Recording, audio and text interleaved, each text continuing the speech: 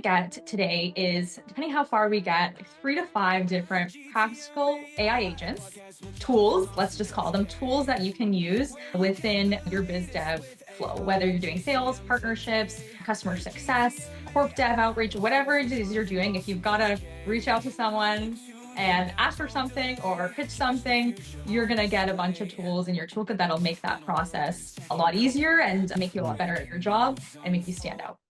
GTM AI podcast with Jonathan Moss and Coach K. Tune in now, don't delay. Catch the future on display. In a world of tech and code. All right, good morning, good afternoon, and good evening, anyone, no matter where you are in this lovely, beautiful planet of ours. I am Jonathan Carford, aka Coach K, and it is the 2026 podcast episode season of the GTM AI podcast. I'm so excited because I put out the call on LinkedIn for some friends. We're doing a little bit new format this next year where we get to, as we would say, look behind the curtains of some people's go-to-market AI flows. And I had so many responses that I was like so excited. And one person who I've got to know over the last year is the VP of go-to-market at MindStudio.ai, who I am transparently an ambassador for and a huge geek out fan of the tech. Her name is Dannielle Sakher, which I'm so excited to have you. And you are also one of the people that we featured as one of the Momentum 2025 winners of the GTM AI report, or winners, and the 2026 ones to watch, because funny enough, I was not the only one who nominated you. You have 7 or 8 different people saying she's amazing, blah blah blah. And so I was like, we have to feature Dannielle in this list of, we had about 55 women, and you were one of the 55 women. I'm just so excited to talk to you. So first, it's so good to have you. How are you? I'm doing great. So excited to be here. Thanks so much for your partnership over the year. Thanks so much for continuing to spotlight go-to-market leaders and all the work you do. So thank you. I'm excited. I'm happy to be here. Okay, good. I'm really excited for today because, again, MindStudio is a freaking cool tech. But you as a person are just nothing but helpful, and just you and the team there at MindStudio is just, I'm a fan. So really grateful. Right back at you. But before we get into the deep stuff of showing the back end and the stuff we want to get into, I want to know, and the people want to know about you. So you have a background. You used to work at Zapier. You've been over go-to-market systems. You started as partnerships at MindStudio. Now you've gone up to the VP of GTM, which I think is a very smart move on their point. But that's your kind of very quickly your resume. I want to know about you as a human. What is it about MindStudio? What is it about AI? What are you geeking out over? And why is this why is this the path you've chosen to do? Like, give me the human side. Yeah, absolutely. I love people and I love winning. And that has lended itself really well to a career in partnerships and go to market. Being able to work with different people, different teams, different disciplines of teams, different companies is really motivating, really exciting to me. I love meeting new people. You've introduced me to so many cool people. So many people message me after the go to market awards, and I just love that stuff. So it's lended itself really nicely in my career. And I love winning, even the small wins, right? Even like getting a response to a cold email, or making progress on a project. I love the small wins. I love the big ones. I love being able to celebrate a launch or a closed deal. That is just so fun and motivating to me. Better yet, to celebrate the win of a team member and someone else on my team and seeing them thrive. And it's just, there's such tangible wins that are achievable in the game of sales and partnerships and go to market. So it's lent itself really well to my personality and what motivates me and what keeps me going. So that's a little bit about me and why I've made the moves I've made and where I am right now today. MindStudio has been was such a no-brainer. It was at the intersection of all the experiences that I've had. Right. I've been in software for 10 years now. Started out at Shopify in the no-code space. I've always worked at no-code products. Spent a lot of time in automation at Zapier. I was at Grammarly after that, and the AI communications. And then now MindStudio is at the intersection of no-code, automation, and AI. So I'm like, okay, let's lock in. This is going to be fun. I love it. It's such a, like you said, it's such a no-brainer pick, not only for you, but for them, because like you bring so much talent and so much experience that So sweet. like, it's so cool to see that kind of common of both worlds coming together. I'm curious because a lot of people on the call that use Zapier, and obviously there's nothing wrong with Zapier. I teach Zapier and I love Zapier. But what was it about MindStudio that you're like, oh, this is so cool? Tell me the geek side. We'll get into your use cases. Totally. The AI native approach that MindStudio takes, being able to mix and match the models, being able to create applications in a way really spoke to me. I've worked at companies now that supported small, medium businesses, very small, medium businesses, solopreneurs. That audience really resonates with me. I've worked with a lot of enterprises, governments. I love that stuff too, but the solopreneur, the entrepreneur is who has my soft spot. So I saw a really great opportunity for folks to build entire businesses off the backs of the MindStudio platform. And Right. as a partnership minded person, I was like, okay, we can really easily build an ecosystem around a platform like this. Yeah, that's really cool. I love it. So let's do into this. If you don't mind me asking, for someone who doesn't know what the heck we're going to get into, you mentioned before, very quick, if you don't mind, in 3 minutes, what are the things that someone would get out of listening to you talking today? What would they get out of taking the time? Absolutely. What you're going to get today is, depending how far we get, like 3 to 5 different practical AI agents, tools, let's just call them tools that you can use within your biz dev flow, whether you're doing sales, partnerships, customer success, corp dev outreach, whatever it is you're doing. If you've got to reach out to someone and ask for something or pitch something, you're going to get a bunch of tools in your toolkit that'll make that process a lot easier and make you a lot better at your job and make you stand out. I love it. And just for the record, this is not meant to be a MindStudio demo. This is actually legit workflows that you use for the business to build your business. Correct? Yeah, exactly. Yeah. Yeah, I love it. That's these are right. things that I've learned in my career over time of like things I was doing anyway that now I'm using Mhm. AI to do for me. Oh, that's even better. I love it. Okay, let's dig in. Where are we starting? What's the first one? Okay, so I'm going to share my screen. That's cool. Yeah, let's do it. Let's do it. All right, so I'm going to share my full desktop. So give me a second here for that is all working here. You see my little Mind Studio in the panel here too, yeah? Yeah, all in one workplace Asana. Is that what we're supposed to be looking at? You're looking And at then asana.com and I've got ready to use agents right here yep, at the top yep, sidebar. Yep, you're seeing that? Okay, yep. great. Okay.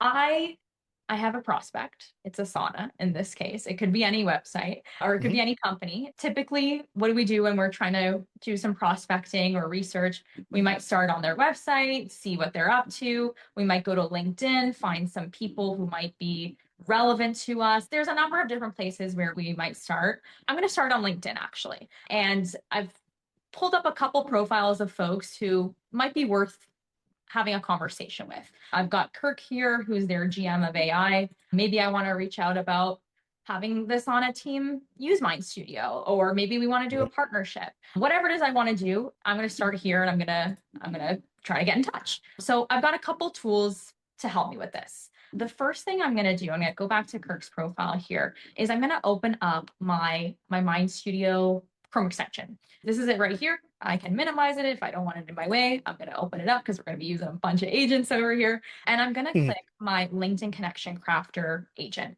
What this is doing is it's going to ask me my networking goal. I'm going to say, let's partner with Asana.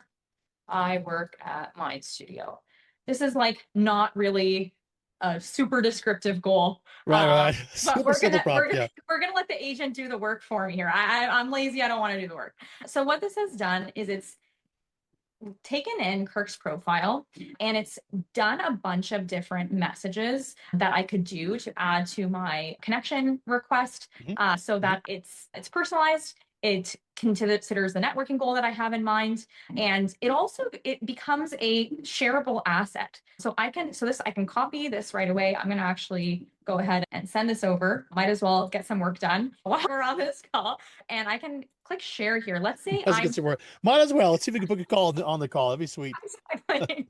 I'm gonna set this as public and I'll share this with you guys as an asset too so you see how it was created. But let's say I'm not the right person to reach out to Kirk. Maybe I want our CEO Dimitri to actually do that outreach for me and do a GM to CEO outreach. I can just say, hey, Dimitri, see this link here. There's this guy named Kirk at Asana. Here's his LinkedIn profile. I want you to reach out to him. Here are a couple options. Hmm. So this becomes a really easy way for us to do prospecting and networking over LinkedIn. I've got another way here. And what you notice with these options, just before I get on to that next tool that I'm going to show off, is they're all within the character count, that 300 character count limit that LinkedIn has in that connection request. So You don't have to have InMails. If you don't have them, it'll fit just Right, within right. that connection request. And how does it do that? It's because we prompted the agent to do that. So I'll show you what the agent looks like on the back end real quick before I head over to another option that's very similar to this one, but got a few nuances here. So we are going to make a copy of this agent. This agent is available for anyone to use if you have a MindStudio account. If you want to customize it, like it'll work out of the box, but if you want to customize it, you're going to go ahead and make that copy and then do so. Right now, this is using that networking goal. It's going to ask you every time what that networking goal is because, again, this is available to everyone. We don't know what your goals are, so it'll tell us and Right, then right. we'll generate the response. You could also hard code this in. If I can have a version of this agent that says, hey, like I work at MindStudio, I lead go-to-market efforts, I'm trying to sell MindStudio into the field, or I'm trying to generate new partner opportunities with tech companies, software companies out in the field. I can just hard code that in and just eliminate this step entirely. I won't do that in this case. I do want to just show you guys the prompt here. We've got it's really simple. You don't have to worry about some of the formatting stuff at this point. We can just read the natural language that we can all read together and you can get a sense of what this agent is doing. It's writing 3 possible connection requests using the networking goal. It's then just formatting it all together nicely with everything that you just saw, the name, the job title, company, the LinkedIn link, and then it's outputting the 3 options all together. And then it's just saying, hey, like your job is to write the best possible connection request. And this is, focus on the human, focus how we can work together. Really simple prompt. I might want to say that, hey, I'm the type of person, I use really casual and confident language. You might want to bake that in. You might want to say, make sure not to mention any of their competitors in that outreach. I don't want to scare them off or spook them. There's a number of things that you might want to add here to make the request better and more like you and more aligned with your goals. So that's a little bit about what's happening on the back end. This is a really simple agent, like a 2-step agent here. This could be 100 steps, right? I don't think you should have a 100-step agent for a LinkedIn connection crafter, but you might for an end-to-end agent that automates an entire process. We won't go into those today, but all those are interesting and possible scenarios. So that's the first agent I got. Jonathan, anything you want to poke me on, or how are we doing so far? I want to double click on this because the Mind Studio on the back end has access to through the LinkedIn API. So, for example, it's not just reading the stuff on public information, like it has access through LinkedIn, so that when you click on it via the Chrome extension, you're getting the API data from that example, which makes it really powerful, I think. Because otherwise, it's like a custom GPT, for example, because you don't have access to LinkedIn, you have to like copy paste something in, or you have to do something to give it context, because otherwise you don't have access. So I think that's one of the more powerful things around this is you have that access already, and as a user, it's so easy to actually go in, opt it in, and then move on with your day. It's awesome. Yeah. It's a good point. And this agent in particular doesn't use any of our LinkedIn blocks. It's actually just using our browser extension, which on any page that you're on, we're going to look at more we're going to look at actually only browser extension agents as we're going on here. It's just ingesting everything that's on this page, which is this person's profile, which is Kirk's profile here. So we don't need to play around with any of those blocks. We don't need to know how to use any of those blocks. All we need to do is set the trigger here to be browser extension, and then it pulls all of that stuff for us. I love it. Let's keep going. Because you said one thing I love too, to kind of tease everyone, the flow she's going to take us through is a flow that each step builds on each other. So this is obviously the foundation. We're going to keep on going. So let's keep going. What's next? Exactly. Okay. I've got another profile that I found that could be a good fit for me to talk to. We've got Alex here. He's in support ops, looking at tools and automation at Asana. So, you might reached out to Kirk. Maybe I hear back, maybe I don't. We've got a multi-thread here. So let's go ahead and reach out to Alex as well. We could use our LinkedIn connection crafter. That'll work here, but maybe I didn't hear back from Kirk. Maybe I want to, go a little deeper, go do a little bit of a better pitch here. So I've got a agent that I pulled up here. It's called Rewrite Pitch. I'm going to keep the pitch really, really kind of not great right now. Just, hey, Alex, you should use MindStudio to build AI agents for your support team. Dannielle. Not a type of pitch I would personally send out. Maybe I should try it. Might work. Let's try it.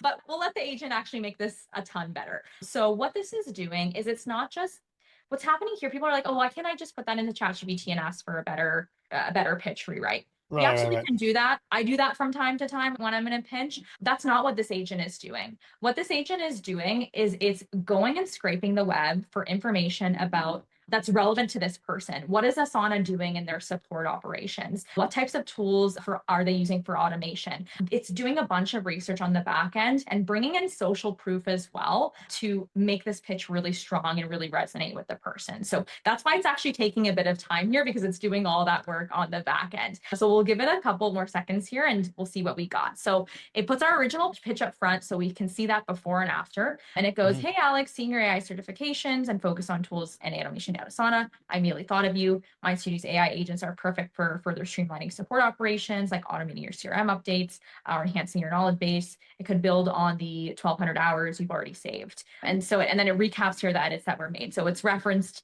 his role, his certifications that he has, connected to the value of some of his past achievements, and then it suggested specific use cases for him. So I like that. I'll go ahead and flip that over to Alex again. We'll just get some work done here and we'll report back, see if we got any hits here. What would be here, cool is if he reports live before the show. yeah, That'd be rad. that would be cool.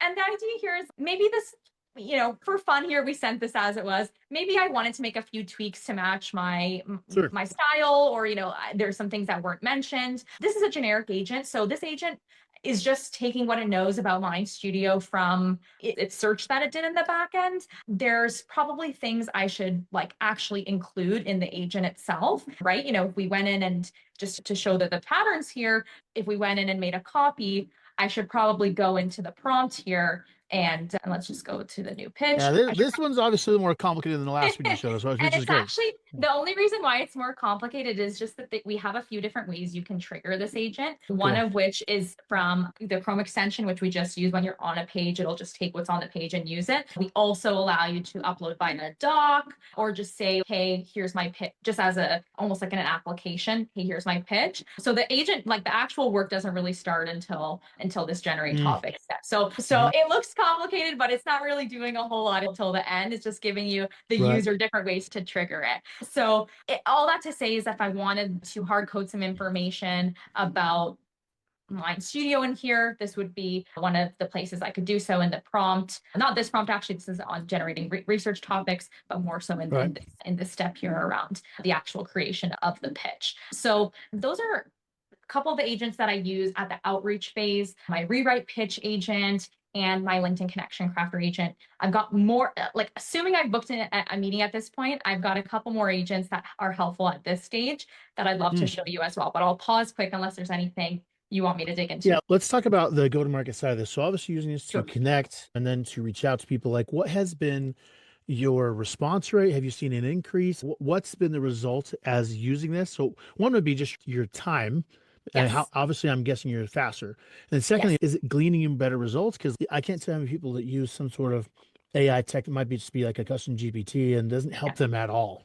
So tell me about the results side. Totally. For me, it's velocity is big, right? This type of stuff is a numbers game, right? We got it's like the whole analogy of the knocking on the doors standpoint. There's only so many. It's really important to my values. I don't send blind connection requests. I always include that message. That's just my style. If I connect with a person blindly, I don't even remember why I wanted to connect with them in the first place. And if they accept, then I got it. Then I have to remember after. And these LinkedIn automation. These LinkedIn automation tools, we've tried them in the past. It hasn't really worked for us. So this is a way that I can scale out relationship building. And that is one of the things that is hardest to scale out. So if I can do that at a higher velocity, I know that I'm going to see better results just by nature of having more in the funnel to begin with. Cool. I like it. So in essence then, and I don't know if you know this much granular data, but I'm very curious because I track everything.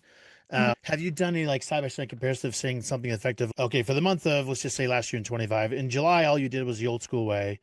And then you implemented this. What was the number one volume? What's the response rate? If you have done anything that minuscule as far as the measuring of how it's performs? We move really quickly. The tracking can slow us down a little bit. I do track do track how many times, I do track the usage of these agents at a workspace level and at a user, like me as a user as well as our team as a workspace. How often are the people on my team using this? And then we also track the usage of this at the MindStudio community base base level because these agents are available to everyone. So we can see that these are some of the most popular agents within our ecosystem, even though they're quite specific to a particular domain. A lot of our other agents are very, horizontal, kind of all-purpose TLDR agents and things like that. So these ones do get quite a lot of usage, even though they are a little bit more niche. Doesn't answer your question specifically, but so I get it, because I'm in a startup and I don't, to be fair, I don't track literally everything. There's something like, I want to see how this performs. For example, I'm making blogs with different agents to see how they perform. And so I know which ones are agent created, and I'm tracking them to see, okay, this one's fully human, this is human and AI, and this is pure AI, how they're performing. There's things like that I do, but I don't track. I mean, when I say track everything, I don't track everything. I track the things that I want to see if it's working. Totally. I was just curious if you did anything that minuscule, which is okay if you haven't. I'm just I curious. would love to. It's a great thought. It's an important thought. My tracking these days is it done? Yes or no? That's where I'm at right now. Which speaks to a little bit about, kind of the different irons we have on the fire at this point. But I do love that kind of stuff. And I get that question a lot too. So it's a prompt for me to run the numbers and report back. We need to get you a MindStudio that just tracks what you're doing and give you results automatically, Okay, that's for the next podcast episode. There you go. Next podcast, tracking of stuff. Okay, keep going. So number 3. So you have connection, then you have pitch, message, whatever. What's the next step? Okay, so let's say I've got a call booked with these folks. Finally, after all the pitch optimizations, all the different LinkedIn outreach, I got a meeting booked. What am I going to do ahead of that meeting? I'm going to do my research. I can confidently say that, early on in my career, research really took me a lot of time. I prided myself on being really overly prepared for these calls, and it allowed me to stand out. But it also often, depending on how many calls I had that day, several hours upwards to actually fully research who the person was, what they're doing, what the company was up to, latest news, who's their product for. It really added up over time to present myself to the standards that I started to be known for. This cheat sheet generator agent replaces all that for me, brings down the research time to 2 minutes of passive work, which means, what I mean by that is I click this button here. You guys saw me open up the agent. It looked at this page. It saw a couple different company names on this page. So it just wanted to confirm which one I was talking about. I clicked Asana.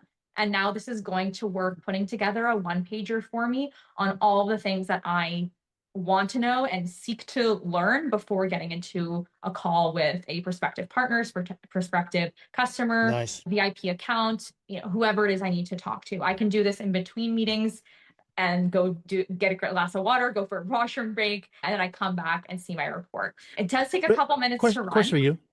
As you're doing this, is there a way, and I don't know this, so please forgive me if I don't know this, it might be a dumb question. This obviously requires you as a human to go in and click the button and then do the thing. Does MindStudio have an integration to like Outlook or Gmail? Yes. So you say, I have a meeting coming up, just run the freaking thing for every meeting I have, so you don't have to worry about clicking the button. Do that?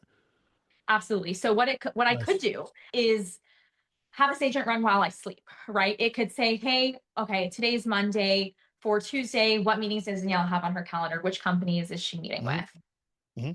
It can go and run those reports for me, and then it'll be on my desk for 8 a.m. the next day. I can look at all of them and be ready for the meetings that I have that day. So absolutely, you can trigger these agents out on a schedule. I like to do it by the Chrome extension just because I typically, when I start my research, I typically start on their website anyway, and I start poking around. I just like to see how they're positioning themselves. So it works for my workflow, but you absolutely could trigger it based on a schedule or even just typing in the company's name. It doesn't really matter. So here's the cheat sheet that I got. I have the industry, I have when they were founded. So, I know they're not a new company. I have their CEO here. I love to name drop when I'm in the call. I'm like, oh, is this a priority for leadership? What does Dan think about this? So I have the CEO's name ready to go on here. The company size, what didn't get pulled here, we can see if we go into the references after, we might be able to find it. But in the few minutes that it takes to research, if it finds it, great. If it won't, it'll put the report anyway. It won't get blocked. We have it set up that way. So that's fine. I might want to just rerun it again, or just quickly look if I do a Google search if I'm missing anything. And then we have their total funding. We have financing. customer counts. We know that we can understand their scale, any recent activity. So we see that, this year they experienced some market volatility. Okay, how can I use that to my advantage? What is their go-to-market strategy? Does it align with our go-to-market? If we're trying to look at a partnership together, are we going to market in the same way? Well, and that might be good. And that we also might want to be different in the sense that we can, for folks who are maybe sales led, they can help us attract different customers than if we were product led. What is their pricing model? Who's their ICP? Key strengths, their key customers. I think about, like, when I see their key customers, if there are any that we share, I can use that as a bit of a bonding moment. Oh, do you know so-and-so from XYZ company? Oh, here are your competitors. Oh, we actually work with 80% of the ones that I see here. This gives me a lot that I can refer to and reference on the call. And again, if I'm missing anything from here, or if I want to go deeper on any of these points, I have all my references below that I can poke into. I love being able to share this as a shareable asset as well, because if there's anyone joining me on the call, maybe other members of the leadership team, maybe a solutions engineer or something like that, I can just flip this over to them and say, hey, here's a quick briefing on who we're meeting with later today. I'm wondering, to your point of counters, like my mind always goes to how do you automate this? Like, is there a world that exists that, like, depending on, let's just say, Google Calendar, and you had internal team members, or maybe it's a Slack Teams group or something, is there a way you think the world would be automated to where this report automatically gets shared?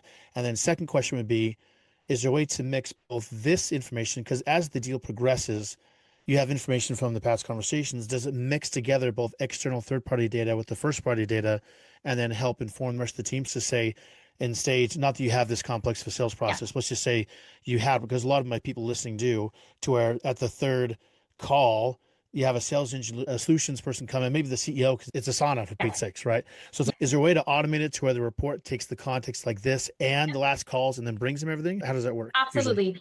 We're a HubSpot user internally at MindStudio. We've got a ton of HubSpot blocks built into our platform. You could very easily pull data from HubSpot, combine it together, say, okay, we maybe have company overview, strengths, kind of just basic research. And then maybe we have a section here at the bottom that says activity that we've had so far, maybe some of the past calls that we've had, summaries from them, etc. So absolutely, you could really take this far. You could definitely have steps after that. Well, okay, who's joining that meeting? Send this briefing to everyone ahead of that meeting. For me, I try to automate the steps that take me the most time. Sending this as a link in Slack doesn't really take me a lot of time. That takes me like a second. Yeah, Doing a bunch of robust research and putting together a one-pager and thinking about what's the most important things to add in there. That's the thing that could take, hours. Right. So that's I try to automate the points of friction, and then, everything else you could, once you start to realize what your process is and the things that are really repeatable, absolutely bake those in.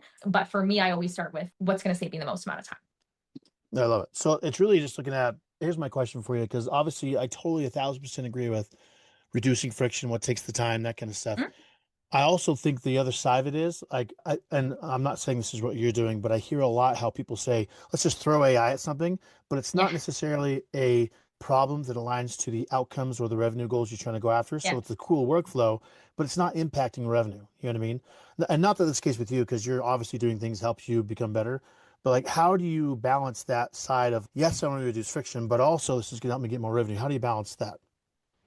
It's a good question. I think what I just shared is a big part of it. Is like, you also, automation is cool, AI is cool. You could spend all day playing in these tools and building different use cases, very easily. And like very easily. It's very addicting. It's very fun. I'd love if I had the time to do that. I'm usually doing a lot of these times. I'm building these agents like after hours at times, right? Just we're all stretched really thin right now, and I totally, I can appreciate folks who are in a position that way. For me, it's about, okay, if I find myself doing things that take me away from like revenue driving activity, which is being out in the field, talking to customers, talking to potential partners, talking to people who could help us go further, those are the things I want to automate. My next use case is like exactly one of those things. It is once you get to you get to the contract stage. We're going to look at their user terms of service for now, because I'm not going to be in the business of showing any live contracts that we have on the go with our customers, but we'll just, we'll use our imagination. We'll pretend this is an actual contract here. This is something that is so important as a BD person. So back up a second, make sure I'm here. Yes. So what you obviously don't want to show, I totally get that. Yes. But use case you're saying is, Asana, you want to send a contract to Asana, Yes. or they're Or sending you they've back sent us one. deadlines, right? Or Yeah. we often work off of our partners' MSAs or our customers' Got it. MSAs just to move things quicker along the line, especially if we're working with a Yeah. larger company. That's just going to make things faster. So we are often sent over a big fat MSA, 20 pages that we now need to review. Hmm. Or, like let's say we're just going and partnering with like Asana partner terms, and we're just going off their standard, partner program. You might just want to have a look of, okay, what's going on in the partner program? What are we agreeing to Right. by doing this click through, right? So in Yep. any case, I've had this running on their user terms of services here as an example. This is something that I would do before, as we're in the contract negotiation stages of different partner deals or different sales deals. This was super time consuming for me. I was always in the mindset of, hey, I need to make things really easy for my stakeholders to digest, whether that's my legal Mm. stakeholders, leadership. And if I just flop them over a big, massive, like, contract, they're like, okay, thanks, Dannielle. Thanks for nothing. So what I would do, so this is exactly Right. the template I would use for sending things Oh, over cool. to my stakeholders. I Yeah. would put the terms so that they can refer back to it after. Our Yeah. as much summaries that I do, my legal team is going to read that thing from end to end. So we put the original source here. What is this contract for? So why am I bothering you with this? What do we need Hmm. unblocked here? What are the key red flags at the top? And then what are some of the other things that I know my team is going to ask for? I know my team is going to ask for information about limitation of liability. I know they're going to ask for information about indemnification. What Hmm. is the term? What does it actually mean for us? And then should we try to negotiate on it? And if so, what should we negotiate? We can sort here by risk. So I can, if I just want to ignore some of the low risk stuff and just focus on the high risk stuff, I can do that. And then I have a sense of, okay, how many high risk items even are there, right? Is this going to Yeah. be a tricky contract for us? So this is something, again, shareable asset, right? So I can go flip that to our leadership team, focus on the compliance side of things, the legal folks, anyone who is going to be a decision maker on, hey, do we actually move Right. forward with a contract or not? And it's already done half the work for me here. Sometimes this is enough. Sometimes I should go back and actually read through a little bit more, depending on what other due diligence steps are in place. Maybe I know I have that in-house counsel that's going to go through and with a fine tooth comb. That's great. Maybe I don't have Mhm. that. Maybe I'll spend a little bit more time in the contract, but then I already have this summarized, or at least started summaries. Maybe I go back on my own and find a few more things that I want to add to this list that the agent didn't pick up. That's great. But I still have all the template here and the framework where half the work or more than half the work has already been done for me. So This makes me want to run this on the new TikTok terms or on Facebook or you should. that. And And see that And stuff. Yeah. Jonathan, I don't want to lose sight of your original question, right? Yeah. Because Yeah. this is something that would have taken me so much time and taken me away from the field Right. that now I don't have to do, but it's still very much a part of my job and still very much what my team is expecting of me as a biz dev person, as a go-to-market person. Now it's off my plate and I can spend more time talking to customers, talking to folks, leading my team, and all the other things that are actually going to move the needle for us. Yeah. Before you go into the next one, you mind showing the Yeah, back end of this? Because I'm curious of what the sure. context engineering was you did for this to make sure, because this is really good stuff that's obviously specific to Mind Studio. I'm just curious of what was in the guts, I'm just curious, Sure. mind me asking. Absolutely. And this is Right. all stuff that's very specific. As we went into this agent, as we built this agent, this was all stuff that was things that I've picked up in my time and in my Right. career. You might have Right. other things that you want the agent to pick up on, right? So when it's doing this analysis of the contract, I was like, hey, you better pick up stuff on the term. You better pick up stuff on indemnification. You better pick up on an LOL. You better make sure you tell me about, can I use their logo or not? Right. Is there exclusivity? Like, these are things that I am always like I'm doing like a command F every time I'm in a contract being like, what's the term on this? What's the term on that? There might be things that you really care about. Add them here, right? Add them to this prompt. Yeah. Make sure that it's being considered. Yeah. That's really And cool. but I love it. otherwise, the flow is really simple. It's doing the analysis here. It's generating the asset, and then it's showing it back to the And user. display. So not super complex from the flow itself, but definitely there is a lot of meat that's going into the analysis of it. I love it. Oh, you keep going. Then before we leave you, Yeah, I've actually have two questions to ask you, but let's keep going. sure. You have the fifth one. Yeah. Okay, sounds good. This is the last one. So we'll get to those questions very soon. I do this one at the end, but it's actually something I run more in the outbound pitch phase. This is my launch teaser agent. This is like a little BD hack that I've just done over the Yeah. years. This is an agent that is doing a couple things. It's taking the website that I'm currently on, so it knows I'm on sauna.com. It asked me for my company's URL, which I put in MindStudio.ai.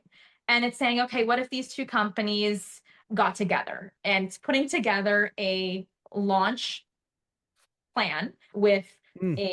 a headline, a press release, a sample tweet saying, hey, these two companies are working together. Look at this. This Oh, is so cool. cool.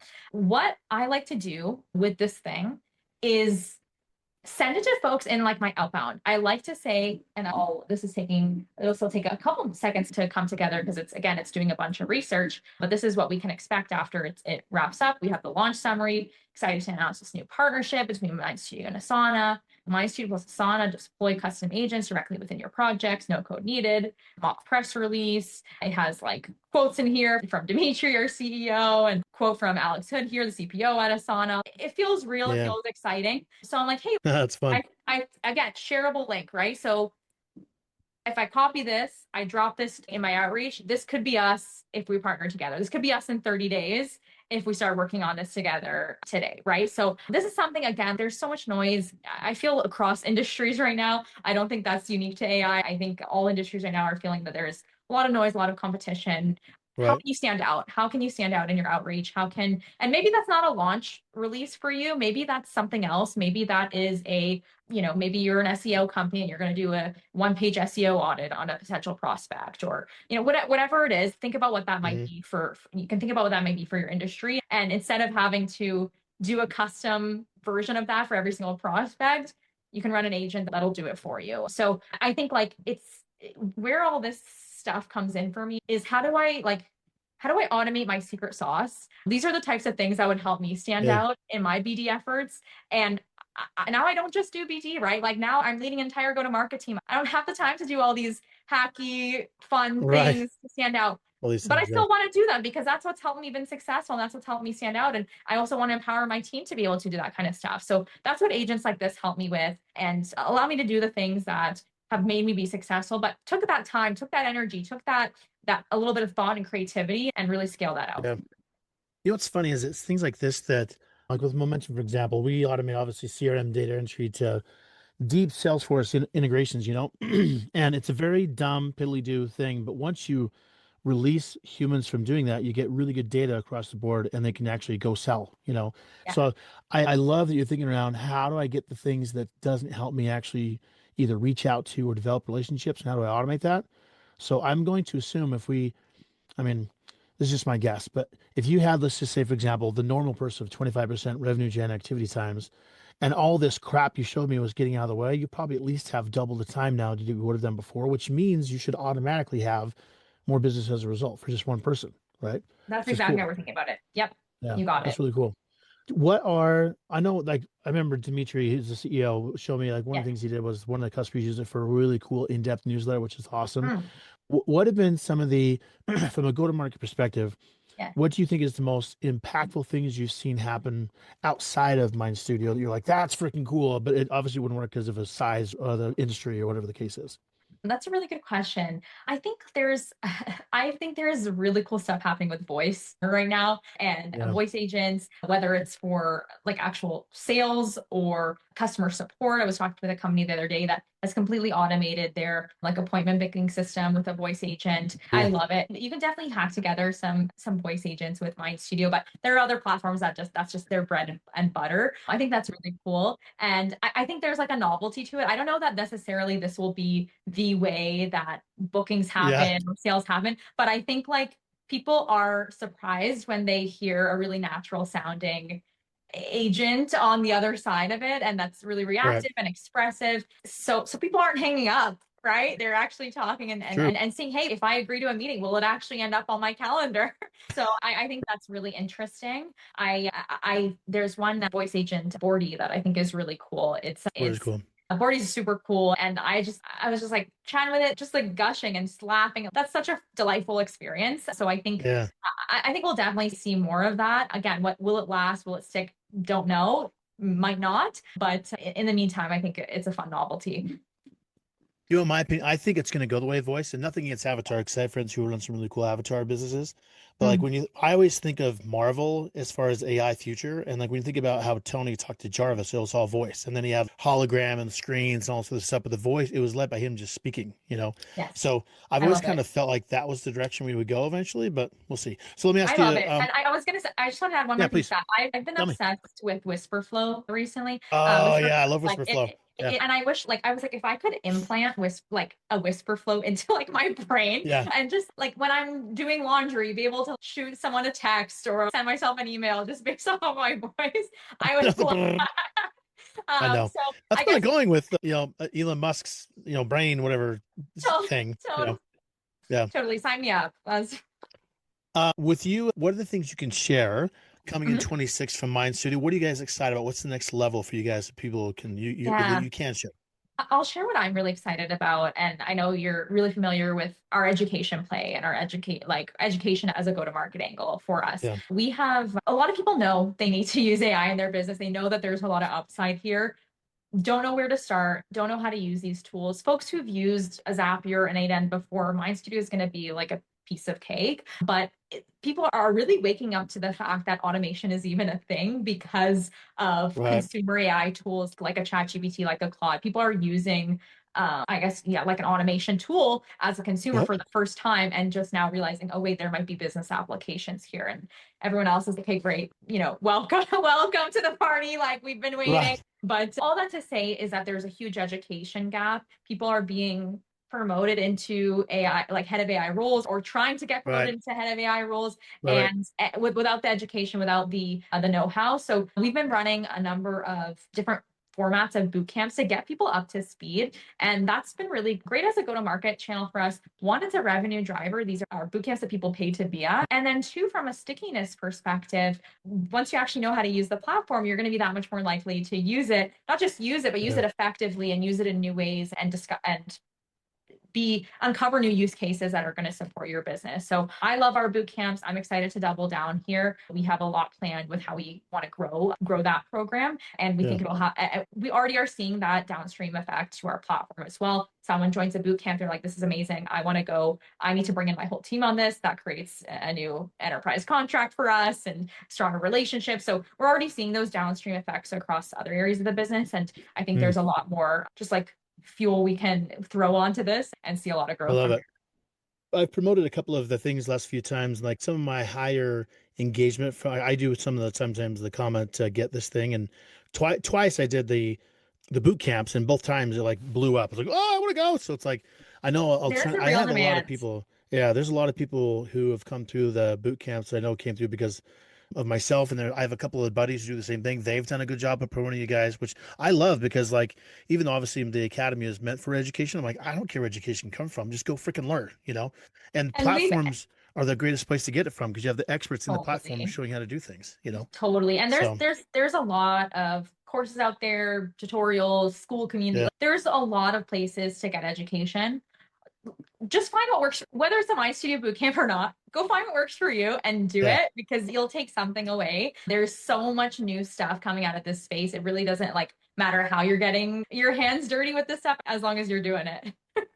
Well, one last question. Do you see a world where, like Zap, you can go in and describe what you want and it builds the automation? Do you see that world coming from Mind Studio where it's, I want to, agent does this and then brrr, it just builds out the back end Yep, for you?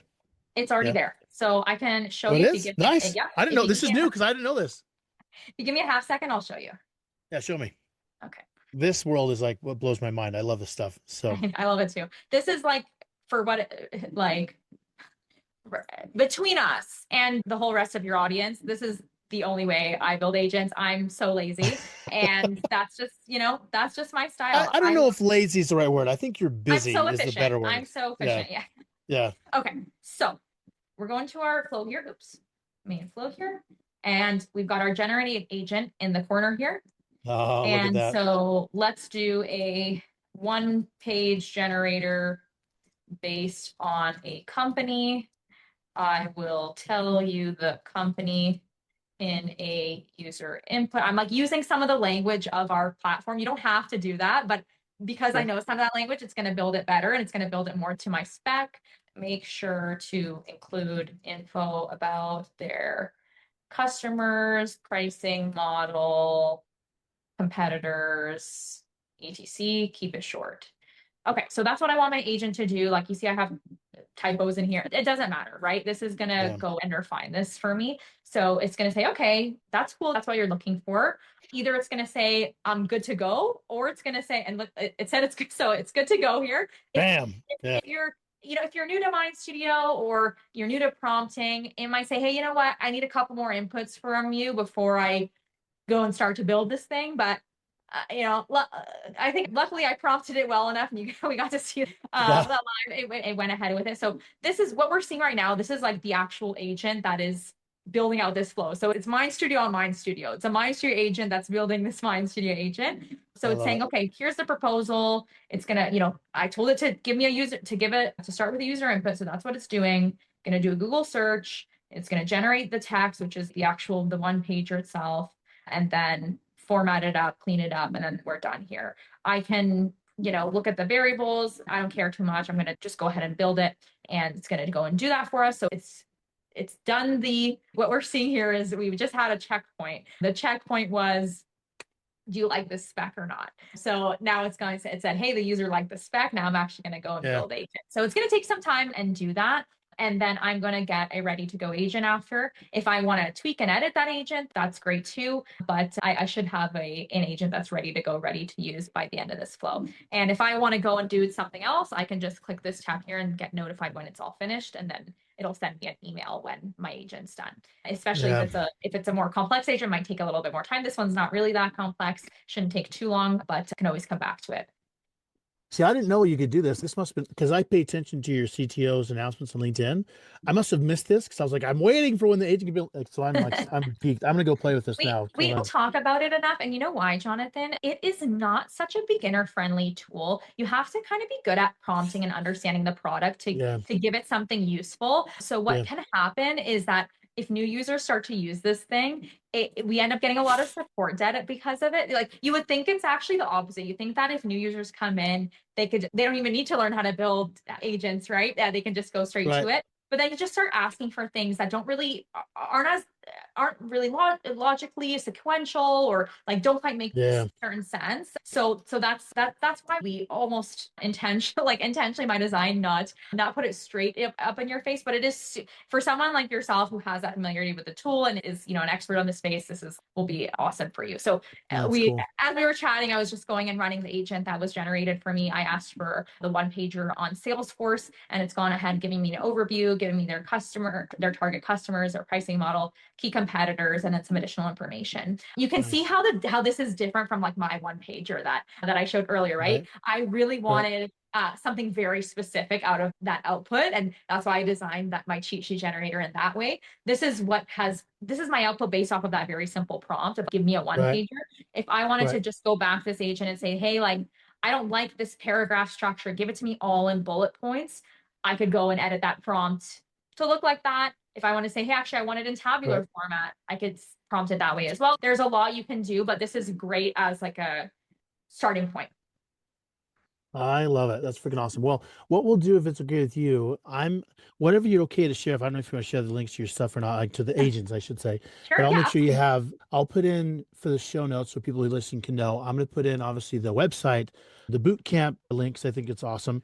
And then any of the links to the agents you showed off today, I would love to be able to show that because I think people would love that.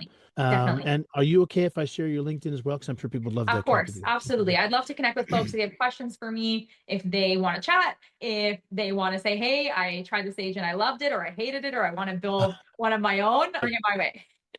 I love it. Well, Dannielle, I really do sincerely appreciate you taking the time because obviously you're a busy girl, but you've always been so helpful, and the entire team is just awesome at getting back to me and helping out and all that kind of stuff. So I just want to say thank you for all you guys have done. I think MindStudio is a killer tech. So if you haven't played with it, you absolutely should. And whatever I can do to help support you guys, I'm happy to. So I'm excited to see all the new stuff. It'll be fun. So appreciate it. Thank you so much for having me, John. This was so much fun. Let's definitely do it again. I'll bring back even more goodies. I love it. Let's do it. You'll be one of my regulars. We get the new stuff. You come and tell me. We'll do it. I love it. Sounds good. That way we won't let you miss any of the features. I know. I got my business stuff. There you go. Thank I you, know. dear. Even Appreciate you. there's stuff in there that guarantee I don't even know about. It's amazing. The rate of the Amazing. pace is just, yeah, like you said, it's insane. Well, you are amazing. Tell them each from the team hi, and just appreciate you. Will do. Thanks, Jonathan. Hey. Bye. Thanks for listening to the GTM AI podcast. Please follow, subscribe, like, comment, and come back for more.